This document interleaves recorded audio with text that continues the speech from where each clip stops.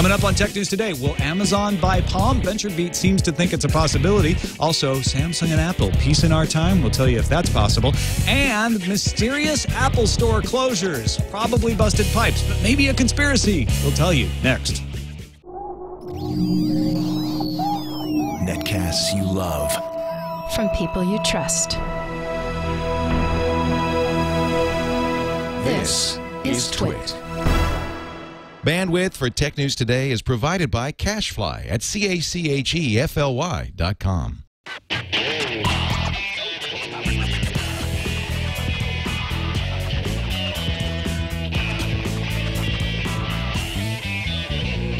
This is Tech News Today for Friday, September 30th, 2011. Tech News Today is brought to you by Gazelle, the easy way to sell or recycle the used gadgets lying around your home or office. Don't just sell it, Gazelle it. Gazelle your used gadgets today at Gazelle.com. Welcome to Tech News Today. I'm Tom Merritt. I'm Iyaz Akhtar. I'm Jason Howell. Sarah Lane is off being a professional wedding attender. That's her job. That's and joining us is Randall Bennett from vidplus+.com. That's what we're going with today, and it changes every week. So you're amazing. How many of these Thanks, things? Tom. Hey, no, your Vid++ is taking off. Huh? It's doing well. Yeah, we're doing some little things, some different things. Working with some TV stations. So if you work at a TV station or you know someone, you should go to Vid++. We should be friends. Just saying. Always good to have you on the show, Randall. Let's start off with a report from VentureBeat that Amazon is in advanced negotiations to buy what's left of Palm from HP. That would be the part of the systems group that is involved in Palm, as well as WebOS.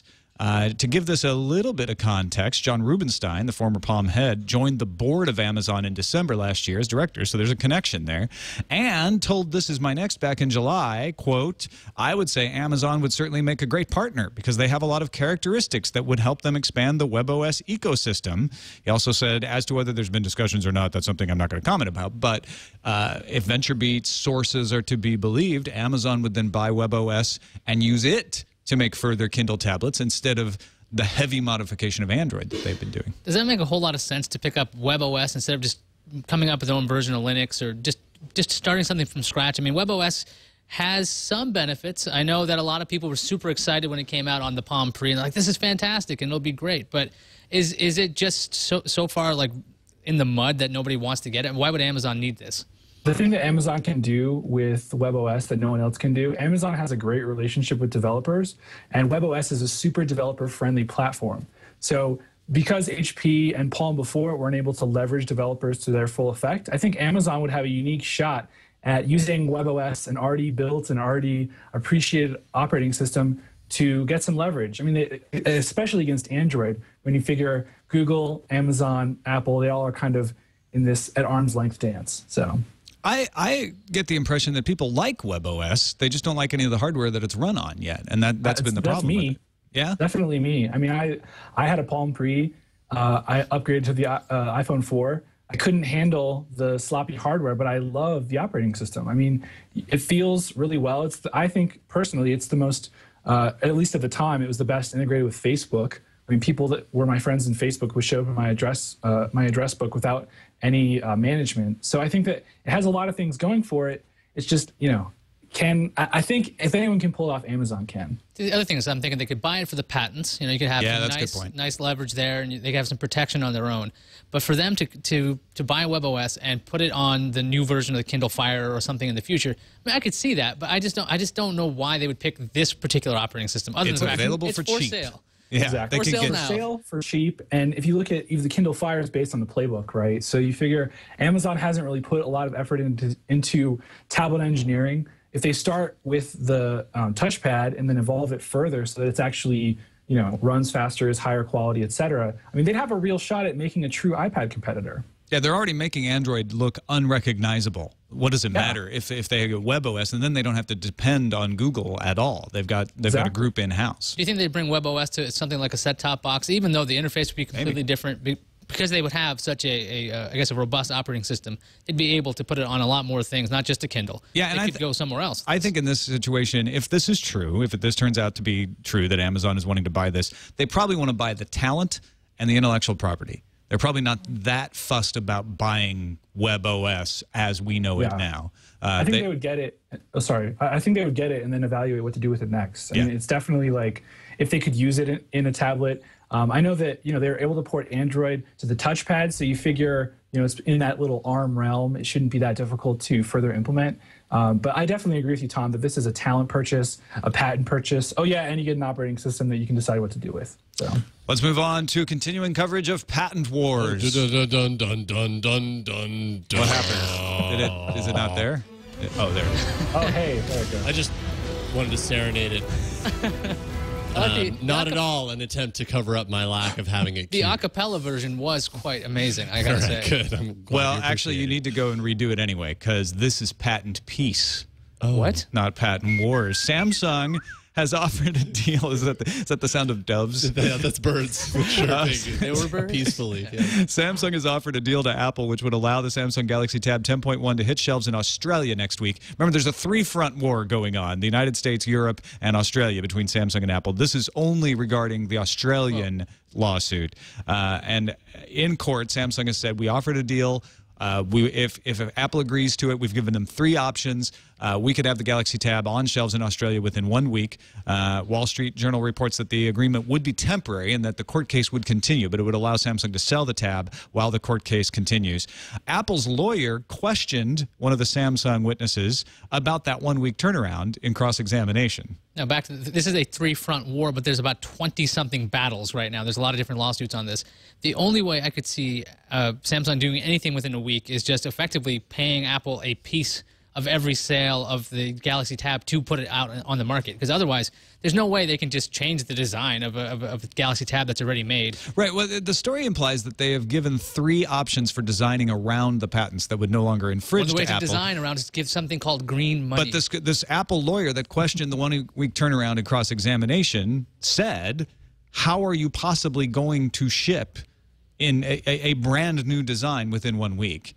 And of course, the Samsung guy said, well, I'm not an engineer. I don't know. I'm just telling you what they told me. Samsung, to me, is maybe the only company that could plausibly argue that, right? They have such a supply chain. They make all these components. You think it's plausible? I think it's. I wouldn't go as far as to say it's completely plausible. I would say it's like there's a chance in hell is maybe the only way I can describe it. So you're saying there's a chance. Exactly. There's this like slight chance that Samsung might be able to pull this off, although it does seem pretty like hilarious to me that like somehow they would manufacture an entirely new design case that works, and I don't know. It's Samsung Australia's head of telecommunications, Tyler McGee, said, I'm not an engineer. I can't tell you how long it would take for a software engineer to remove the offending features. They'll just paint the whole thing orange. And if it's just software, you could just flash new. That's true. If it's software, firmware, that would make it easier. That was the way they got around other issues with Apple in the past. They say, look, of the 15 patents you said we were infringing, we just changed 14 of them with a software update. So see how innovative we are in the first place. So if it's just software, that can be flashed. If it's just the look, I mean, it's the design issue that they've had in other. It's hard to keep straight exactly what's going on in Australia right now. Yeah, Australia's not the community design. That's Europe. Okay, so so I don't know exactly what's the issue in there in Australia again. Patent On. I don't know what particular patents are contested. No, wait, I'm still thinking that this is still a negotiation ploy in general. Samsung and Apple were, good friends. They had a good business relationship. Samsung components are all over Macs and iOS devices. All the flash memory. Yeah, so I mean, it seems like they need to get this settled because Samsung is a really powerful partner that they need. Apple seems to think otherwise. They seem to think they can get their parts elsewhere if they need to, and they've showed that they can. They've found alternative distributors. So Apple definitely has the position of strength. I mean, you look at the iPad sales. If they had to, they could switch to another manufacturer, like you say. I think Samsung, in this specific instance, they're definitely using this as a negotiation tactic to say, oh, well, we could fix this anyway. We don't even need to license your patents or anything. I don't know. Samsung needs to just kind of wrap this up in Australia at least. Meanwhile, the original Samsung Galaxy Tab, the 7-inch one, is getting a refresh. Samsung today announced the Samsung Galaxy Tab 7.0 Plus. A little thinner, 9.96 millimeters, a little bit lighter, 345 grams, 1.2 gigahertz dual-core processor, 1 gigabyte of RAM, 16 gigabyte or 32 gigabyte options for storage. It's got your basic cameras on there, front and back, TouchWiz. running Android 3.2. That's Honeycomb. So it's a nice refresh to the original tab, and I guess because it's 7 inches, they don't worry about it infringing the patents as much. Well, it's clearly smaller than the other one. I think the Galaxy Tab 10.1 is the big issue with Samsung and Apple. The 7 Plus, that's what they're calling this now. Okay, good 7.0 Plus. 7.0 Plus, because they were naming them with the screen size. There's 7.0 and there's the 8.9, there's a 10.1, but this is 7.0 Plus. Bingo. Right. Oh wait, no, that's exactly. Oh, I like the upgrades. I mean, it's interesting that they didn't HSPA Plus. That's nice. Well, it's interesting that they didn't just go, okay, we're killing the 7 and we're calling it something completely different with Galaxy Tab, like XYZ or something, which would be a terrible name. Yeah, it's just taking the original tab and bulking up the specs. If you're not put off by a 7-inch form factor, this is a nice piece of hardware. Yeah, I'm into the 7-inch. Harry McCracken over at Technologizer, he laid out his, ways to decide if something is a worthy iPad competitor. One of them is that it looks distinctly different or is in a distinctly different form factor. I think this widescreen 7-inch form factor, to me, there's something appealing about the widescreen, aspect ratio, especially if you have a lot of widescreen movies. When you're reading a book, you can only really read it vertically, not horizontal as much, at least in my experience. I don't like to read it horizontal because they do that split page thing. I don't like that. Yeah, and especially in this 7-inch, this rectangle thing, it just doesn't work. So, this is my guess. My guess is the reason why Apple went square is because it works in more circumstances. But I think for specific people, they're going to dig this, especially if you're holding it up like you'd hold a phone maybe. You can hold a 7-inch device in your hand, even though it seems a little bit awkward. And I'm glad they're trying something that's a little bit interesting. So Indonesia and Austria will get the tablet in October, and then it will follow throughout the rest of the world after that. Good timing. I mean, the Kindle Fire's got people excited. Money is in their pocket to get rid of. And they're like, well, this is out now. Well, in Austria and Indonesia. It's good timing for people in Indonesia and Austria. Absolutely. All right, let's take a quick break. You're going to need some money from our sponsor if you want to buy all these gadgets that are coming out and get rid of your old gadgets to make some room. The latest smartphones, MP3 players, laptops, gaming consoles, all can be sold on Gazelle.com. I do it a lot. It actually helps feed my gadget habit because I buy a lot of gadgets because I want to be able to test them out and talk about them on the show. And then I need to make some room for the other ones. So you take your old stuff, you go to Gazelle.com, you look it up, tell it what condition it is, what cables you have, whether you have a box, normal wear and tear, working battery, stuff like that. Once you've picked all of those selections, it will give you a quote of how much you can get. For instance, iPod Touch 3rd generation, you can get $82 for it right now. That's $82 that you don't have, and it makes room for you to buy a new iPod Touch, or maybe a Samsung Galaxy Player, or maybe a new Amazon Kindle Fire. Any way you go about it, you can get the money from Gazelle without having to go through the trouble of talking to buyers and working out negotiations and shipping. They print a label for you. You print a label right off of your own computer, stick it in a box. They'll even send you a box. Ship it off to them. They send you the money. You can get it by PayPal.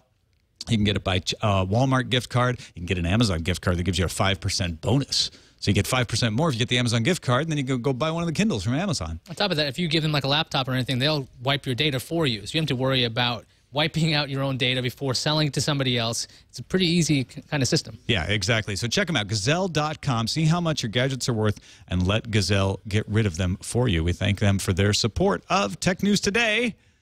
And now we say a final goodbye to Nokia's operation of Symbian. Symbian's still going to be around, actually, but Nokia officially passed it off to Accenture today.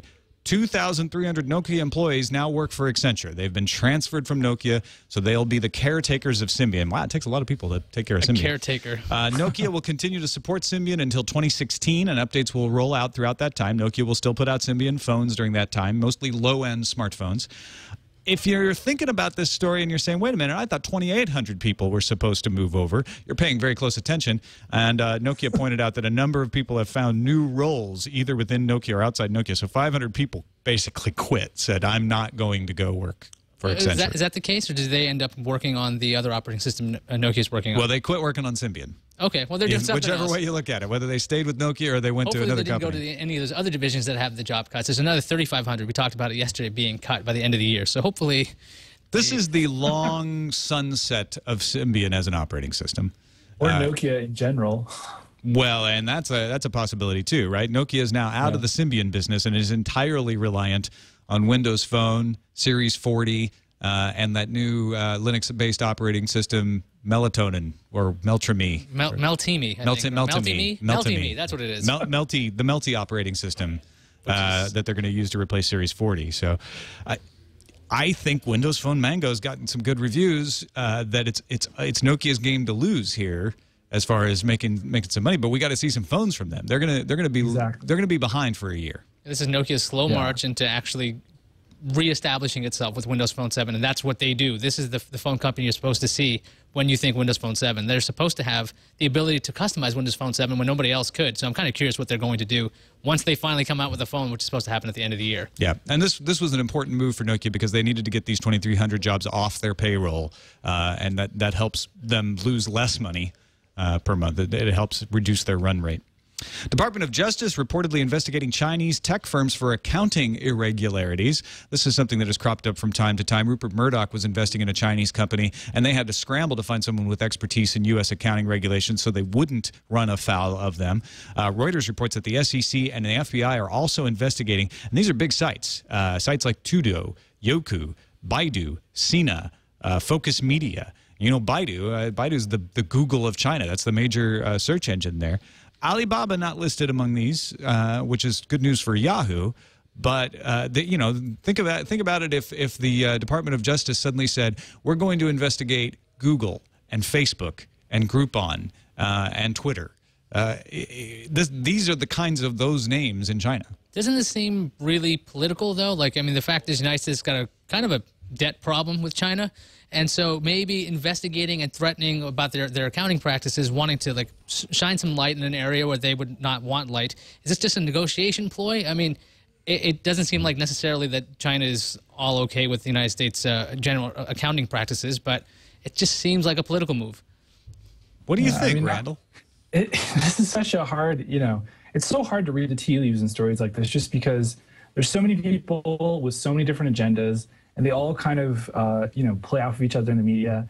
I think I feel like there isn't exactly a sterling reputation on the part of Chinese ISPs as far as, not ISPs, but Chinese product companies as far as, being the most scrupulous. And I mean, there's this sort of perception, maybe in the West and maybe just in my own head, about how Chinese internet companies run. So, putting some extra light on it, they might find something. I'm hoping that they don't. I just think, situations like this, it's a little bit hard for me to parse, like, what exactly is going on behind the scenes. It is hard to parse, but whether they find anything or whether they intend to find anything, trading is down in these stocks. So suddenly China, which is already looking at a possible hard landing of their economic expansion, has a bunch of their most dynamic companies in the online sector facing stock troubles. That is a blow, and whether it's on purpose because of political maneuvering or it's because there are actual violations going on here that the U.S. has to investigate.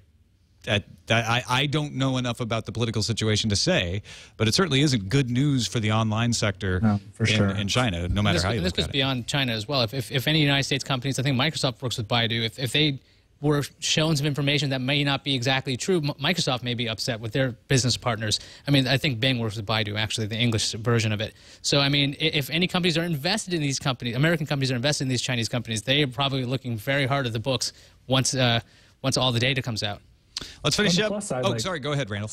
I was just saying, on the plus side, if everything comes back sterling, it's good for all of us. It means we can all trust each other and we can all get along. Those stocks can all back up. Yeah, it could be as simple as these companies just don't have the accounting expertise to properly follow the intricacies of U.S. accounting law, which isn't simple by any stretch. So they may just need to hire a few people and clean up their act, and everything's fine. We have a mystery, though, that we have to solve here. 3 Apple stores are temporarily closed. Is it bad pipes or something more nefarious? These are brick and mortar stores. These are, the Chestnut Street Apple store in San Francisco, the Walnut Creek, California store in suburban San Francisco, and the University Village Street store in Seattle, all closed as of September 26th and have different opening dates. The Chestnut store says it will be closed until October 5th. The Walnut Creek store says it will be closed until October 3rd. And the Seattle store says it will be closed until October 6th. All those dates right around the Apple iPhone announcement on October 4th. And in fact, if you call the Walnut Creek store, this is the voicemail that you For get. calling the Apple Store, Walnut Creek. We are currently closed while we undergo a minor update to the Apple Store. We will reopen on Tuesday, October 4th. Until we open, we invite you to visit the Apple Store, Stone Ridge. October Contact 4th, information. says the voicemail. So maybe they put different dates up on their websites to throw people off the trail. Now, you've been to a couple of these stores. I've right? been to 2 of them. Yeah. Now, are these particularly large stores? Or No, these are the small. These are the small end mall type stores, usually with one counter at the back for a combination of Genius Bar and any of their help stuff. They don't have the stages. They don't have the second story. Any of that. These are very simple stores. Could this just be one of those benign, we're doing a redesign kind of thing? Because Apple was doing this in New York. They took their cube and they're changing the... But they didn't close it. They didn't close it, right? Because that's 24 hours a day. But they covered it up and put new glass. That's what's coming in. Is this just part of like renovation? Or do you think this is... We have a really, really large... cleaning the carpets. really, really large iPhone banner that they have to put up. It's going to take a week to do this, though? I think I want to see when these stores were opened, right? If these stores are old, I mean, do you know when the Walnut Creek store opened, Tom? I don't remember now. In your neck of the woods, but if these are the oldest stores, my guess this is going to be something totally lame. They're up to, the Apple Cube. All they did was replace the glass so that it had less seams, right? That's along the lines of what I'm expecting here. I'm not expecting some sort of like, oh, turns out these are the actual locations of the new iPad phone, right? Like, I just don't. I can't imagine. Yeah. These stores all had something minor that needed to be fixed, and they said, you know what, we need to make sure they're open in time for the new iPhone. Those floors actually, they're big concrete slabs. They might have too many seams. Just like exactly, they have to reorder them. That's right. It's got to be. They have to be slightly rounded squares instead of very harsh angles. Maybe there were too many buttons. Let's move on to the news fuse. I'm tired of this story. Yeah.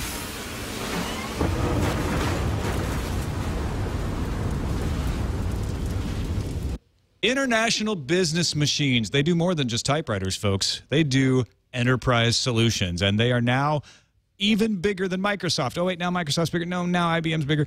IBM recently passed Microsoft in market capitalization for the first time since 1996, at least at closing yesterday. Their market cap was just in front of Microsoft, but market capitalization is tied to stock price. Microsoft regained its lead over IBM today. However, at the close of the stock market at the end of the day, IBM was back in front, so it's a neck-and-neck horse race to see who's number 2 to Apple. You'll find all kinds of info on Pastebin. I'm not going to acknowledge the IBM thing. Like JP Morgan Chase's CEO's personal information. A person by a username of Cabin Crew, so maybe it's a bunch of people, posted with a 3. Cabin Crew. It's spelled Leet. Yeah. But the I was spelled with an actual I, not a 1. Posted CEO James Diamond's political contributions, legal info, family information, and addresses on the site. Apparently, the data was posted to show support for the Occupy Wall Street protests. The same hackers posted data about Goldman Sachs CEO and an NYPD inspector. Hey, congratulations, Canada. You're finally getting something the U.S. has had for a long time. No, it's not the Kindle Fire. No, it's not Hulu. It's the Digital Millennium Copyright Act. Good for you. Although in Canada, it's called the Copyright Modernization Act. And I guess the Z should be an S. In modernization, I don't know. It still requires parliamentary review, but it is expected to pass by the end of the year. It would make unlawful the manufacture, sale, and distribution of devices that are primarily designed to hack digital locks. The law also would include exemptions for parody, satire, and mashups that are done for non-commercial purposes as long as the material was acquired legitimately. This is not the first time they've tried to push this through in Canada, and if it doesn't pass this time, I'm sure it won't be the last. Google Chrome is a virus, according to Microsoft Security Essentials. The security program identified the browser as PWS:win32/Zbot. If the user clicked the remove button, Chrome would be uninstalled. Microsoft has since updated its software, so it no longer identifies Chrome as malicious. That's nice of them. Intel announced it will be acquiring Telmap, a mobile navigation and location-based services company. Telmap already works with Vodafone, Telefonica, O2, Orange, and others. The company will become a subsidiary of Intel, which ought to help Intel entrench itself in the mobile space a little more. You know they love that mobile space. There's a new Windows desktop client for Ubuntu One. With Ubuntu One, you get a Dropbox-like service to keep your files in sync. Until yesterday, it was only for Linux. On the Ubuntu One blog, the reason why the team made a Windows client was because many of its users prefer Ubuntu at home, but may have to work in a Windows world. So they're looking out for you guys. A lot of times you have to. Timelines.com is suing Facebook for trademark infringement. Facebook recently announced Facebook Timeline, as we all know, a new way to show off information. In Timeline.com's complaint, The company fears that it would be eliminated by Facebook. The company currently has timelines.com and Timelines registered under federal trademark laws, and they're really upset that Facebook took away their fan page at facebook.com/timelines. Why would they possibly do that? A T-Mobile poster, by the way, revealed details about an upcoming Nokia Windows phone. Ooh. Yay, the device would have a curved glass front with a 3.7-inch AMOLED display and would come with Nokia's Drive navigation service. The poster was put up at T-Mobile's German headquarters and was quickly taken down, but somebody got a picture of it first, so that's how we know this. Finally, IHS Supply tore down the Kindle Fire, so we don't have to go with analyst estimates anymore. IHS says that Amazon spent $209.63 each on the Kindle Fire. The components themselves are estimated at about $190. Now, these are estimates. They didn't actually get their hands on an actual Kindle Fire yet. The remainder of the price after $190 was manufacturing expenses. Previous estimates from Gene Munster put that cost at $250, or Ming-Chi Kuo put it at $180. Either way, both think Amazon is taking a loss on the Kindle Fire in hopes of making real money on the sales of digital content. But it doesn't sound like they're losing $50. It sounds like they're losing around $10 on each one. Let's check the randomizer. What's going to spit out? What's going to spit out? What's it going to be? Is it going to be space? Yes, it is. In fact, it's going to be SpaceX. During a talk at the National Press Club, Elon Musk of SpaceX fame revealed that the company is planning to make their Falcon 9 rocket fully reusable. Hey, just like the space shuttle. Rendering depicts the first stage, upper stage, and Dragon capsule all separately returning to the Earth's surface and making a controlled rocket-powered landing. During the next few years, SpaceX will test the vertical takeoff, vertical landing, or VTVL maneuvers, and reusability with the Falcon 9-based Grasshopper test bed. They're going to do 70 test launches per year. I'm completely disappointed in this. I was hoping the technology had moved us far enough that we could have disposable space shuttles. No, but you know, now we have to reuse these things. Space junk's a big problem. So it's actually really important that this stuff come back to Earth, and then it saves SpaceX a whole lot of money if they can reuse it. I just think practically. Yes, yes, I am. Do you like the rockets there, Randall? Yeah, I mean, you know, space exploration is one of those things I was dreamt about as a kid. I watched Star Trek, the whole nine. SpaceX to me is just a fascinating company.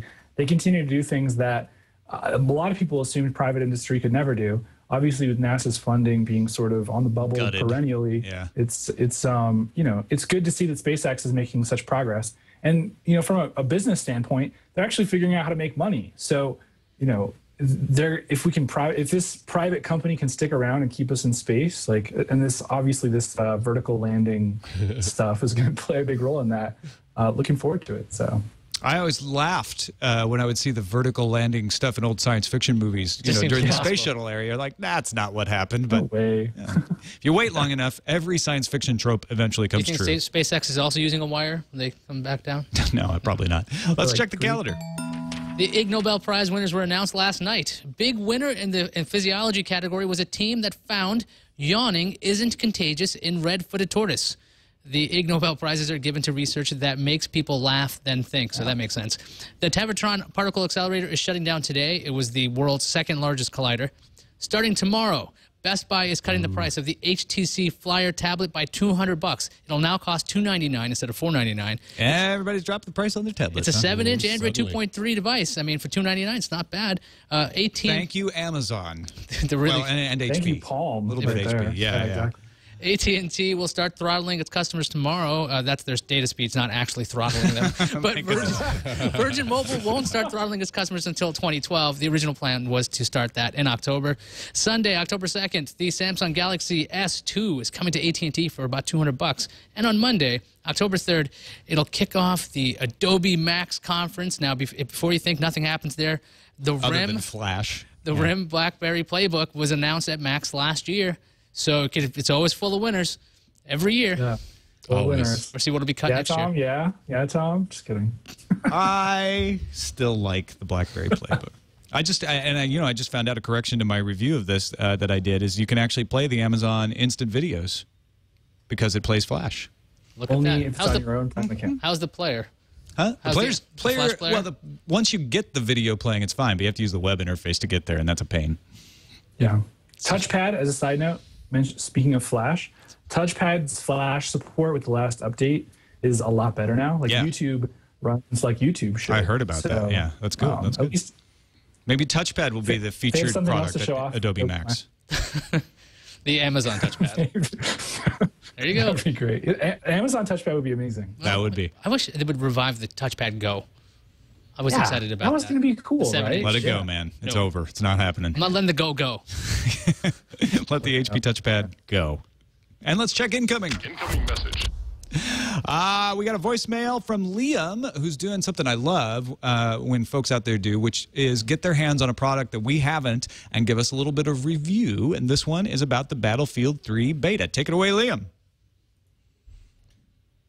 It's Liam from Long Island, New York. I have a Battlefield 3 review of the beta. The gameplay is outstanding, tons of fun, except the graphics, not what we expected. It's a little lower quality than we would have wanted, but like I said, gameplay is outstanding. All right, love the show. Keep up the awesome work, guys. Take care. Right. Thanks for that. Short and sweet, perfect. Graphics not good, gameplay awesome. It's also still in beta, though. Yeah. So maybe it'll be upgraded. I did get finally into the Diablo 3 beta, and it is fantastic. It's Pointing beautiful. and clicking all you can handle. It's fun. Let's check some emails. We got an email from Dustin, the Army computer analyst, and it's a well actually for me, about the Star Trek Next Generation HD remaster coming to Blu-ray next year. Even though they're scanning it in the original film at 1080p resolution, according to the digital bits, they're sticking to the 4:3 aspect ratio. So that's a nice correction because the idea is that 1080p. I know. is You got one everybody all excited. I was excited about 16:9, but then again, I realized that you might see like a boom operator. Well, you know what they did with the original series is they put the enhanced graphics when they redid the effects. They put those in 16:9, but everything else was still in 4:3. Because I heard the HD, the effects are being recomposited, so I don't know if that's going to be 16. Oh, are they? Yep. That's. I mean, that you could go 16:9, except for you mentioned the boom operator. That's definitely. That's the thing. They're almost off camera slightly, so maybe it's best. Probably. I've got a well actually too. Bill in Madison points out that when yesterday when I was talking about the difference in revenue between the $444 million that Microsoft makes off of Android licenses and how much they make from Yahoo, I said it was $74.5 billion they were making from Yahoo. And yeah, that was a mistake on my part. $74.5 billion is the amount of revenue that Microsoft makes, not the amount of revenue they make from Yahoo. So Yahoo's great. Quite a big mathematical error there. Thanks, Bill, for correcting that. Yeah, exactly. It'd be I don't know how I let that one slip by. All right, let's thank our Redditors at technewstoday.reddit.com. Folks are over there every day submitting stories for us to consider for inclusion in the show, and other folks, some of them the same folks, voting things up and down to let us know how many of you say, I want to hear about Amazon looking to buy Palm. That was submitted by Lay Zion, thanks to him or her, and Canuck, White Hat TX, Strawberry Milkshakes, Kevin for Red, CompFixer87, Perseus109, and more for submitting at technewstoday.reddit.com. And thank you, Randall Bennett, for being on the show. Great to have you along. Yeah, likewise. Always good to be on the show. I really appreciate it. Let folks know, again, about what you're working on and where they can find it. So right now I'm working on this thing that takes Facebook posts and puts them on TV. If you know someone who's working in the television industry, want to talk to them, vidplusplus.com is the best place. I'm on Twitter. You can find me at Randall B. I'm all over. So, yeah, I'm trying to change the world with video. We'll see what happens. One bit at a time. Exactly. All right, thanks, everybody, for watching. You can find us on the web, twit.tv/TNT. Email us, tnt@twit.tv, or give us a call. Our phone number is 260-TNT-SHOW. Sarah Lane will be back on Monday. We'll see you then. Have a good weekend, everybody.